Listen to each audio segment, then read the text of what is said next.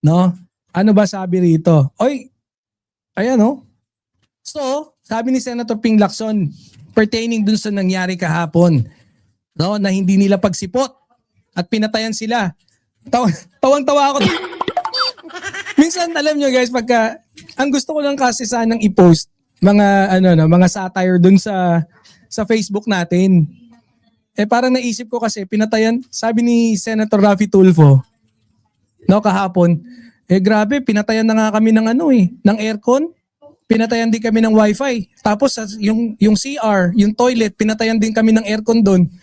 Ang ginawa ko, nakakita ko ng picture na parang yung si Alan Cayetano binubuklat. Oh, thank you doon ha. Hindi ko na maalala kung sinong dapat kong pasalamatan. Inedit ko lang, nilagay ko doon.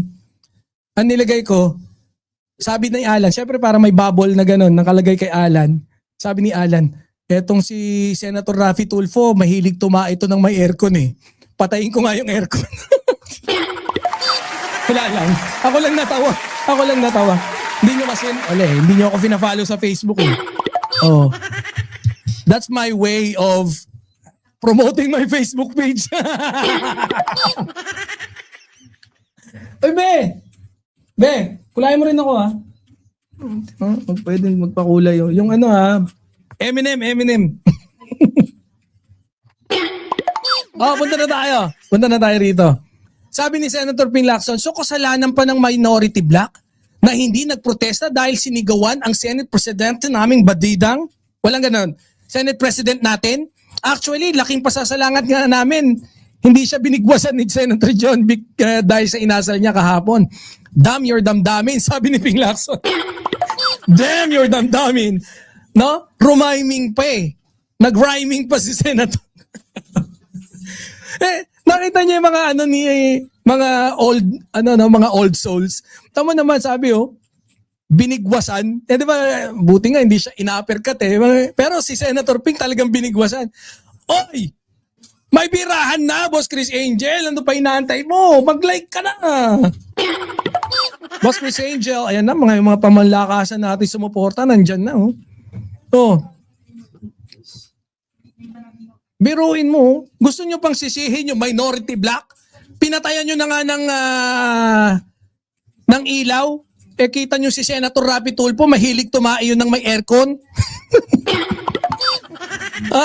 Gusto nyo ipa-experience kay Senator Raffy na tumatae na walang aircon? Kadiri kayo Kapag hindi ka nakisali sa gulo, kasalanan ba yon? Hindi dahil tahimik ka, kasabwat ka na. Hindi ganun yon. Bibi, pag-greet naman yung inaanak ko. Chanel, name niya. Love ko kamo siya. Ay, Boss Jordan G loves you. Happy birthday to you. Boss Chanel.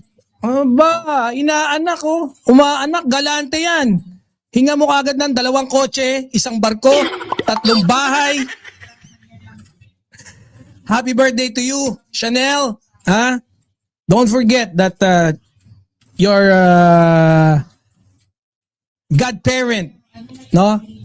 Na si Boss Jordan, he loves you. Yan, kita mo? So, punta na tayo dun sa topic. Pata hindi dahil tahimik, kasabwat na. Wrong mistake. Mali. Wrong mistake ka na, mali ka pa. Ito yun Ang bangis ng pagkakasabi niya, damn your damdamin eh. Natawa ko eh. Di ba? Kasi, yun yung naging viral eh. Damn your damdamin.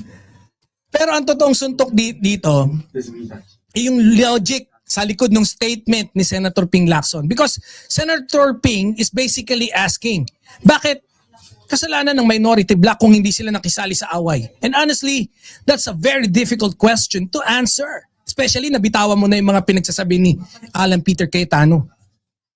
Guys, napansin nyo ba?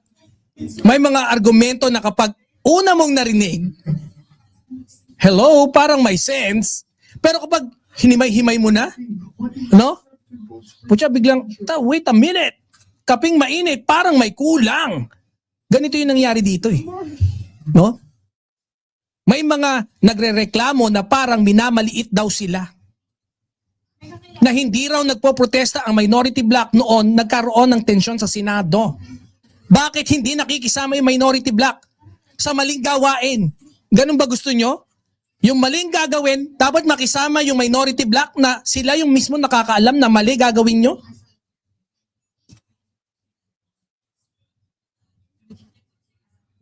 Okay. Unity? Gusto nyo? Siguro fair enough. Ang hirap tanggapin na sabihin fair enough. Kasi teka muna, di ba? Bakit naging obligasyon ng minority bloc na sumali sa gulo? Bakit? Yan yung tanong ni Senator Ping. At sa totoo lang, that's a very good question. Because let's be honest, hindi porket may sigawan required na lahat na sumigaw. Pag sinabing, sir, sir, sir, puta makikisigaw ka rin, it's not sir, it's madam. Ayan o, oh. Puta na yan, parang nainggit si Jinggoy eh. It's not sir nga naman. Wait lang po, sure. Nakita nyo ba? Pinress yung dibdib eh. Na-touch. Kaya galit si si Alan Patica. No one has ever, this never happened sa Senate. Even nung si Cory Aquino pa yung kalaban ni pinagtanggol siya ni ganto, ni ganyan. Sir, sabi, sir. Humawak sa dibdib. Sabi, shit. Sabi naman, okay, lalakad kami. Sabi. Nakakatawa, panoorin nyo, balikan nyo. Paghawak sa chest, ni sa... sir.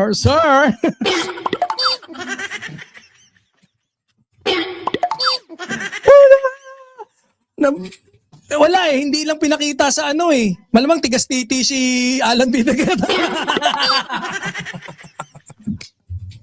What a foul mouth. Anyway, baka ma-derail tayo, ha? Baka ma-derail. Because let's be... Natiwa ko eh. Nakadila pa si Alan eh.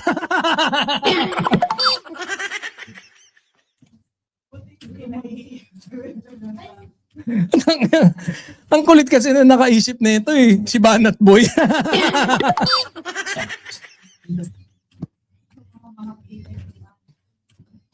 Oh. Tama naman eh. Hindi porket may away, required na lahat pumili ng side. Hindi porket may confrontation, required na lahat makisali. Hindi porket nag-iaway yung vlogger sa kapwa vlogger, yung mga supporters makikisaw-saw. That's not about that. Guys, tubuan sana tayo ng utak. Busit ka, bibi. That's not how responsibility works. Kung may dalawang taong nag-aaway, ang pananagutan nasa dalawang taong nag-aaway, hindi sa mga taong piniling umuiwas. Hindi doon. Di ba, Boss Max, safe? And that's exactly the point of Lacson. Di ba? Yun yung punto that he was making. Parang classroom. No? May dalawang estudyante, nagsisigawan, nagkakainitan, nagpapalakasan ng boses, tapos yung mga klase nilang tahimik, yun lang nasa likod. Putya, kayo may kasalanan, tahimik kayo. Dapat naki-join kayo. Ganun ba yun? Ganun ba yung dapat? Bakit hindi kayo nakisali? Wait a minute. Kaping mainit. Anong klaseng logic yan? Baka yung mga hindi nakisali ang pinaka-mature sa lahat. Diba? Because not every conflict deserves additional fuel. Minsan, ang pinakamagandang contribution mo, hindi ang sumali, kundi ang hindi palakihin yung gulo. Sampalin mo sa mukha yung nag-aaway. Diba? And that's why, maraming tao ang tumatama agad, sa sinasabi ni Senator Ping Lacson.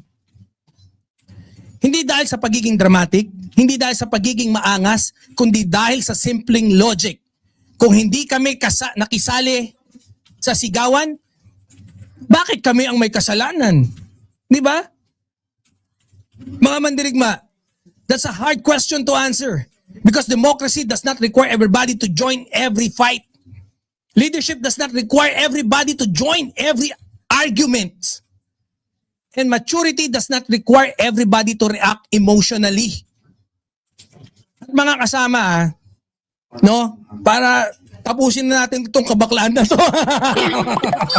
Isang dila pa nga, Alan. Ay.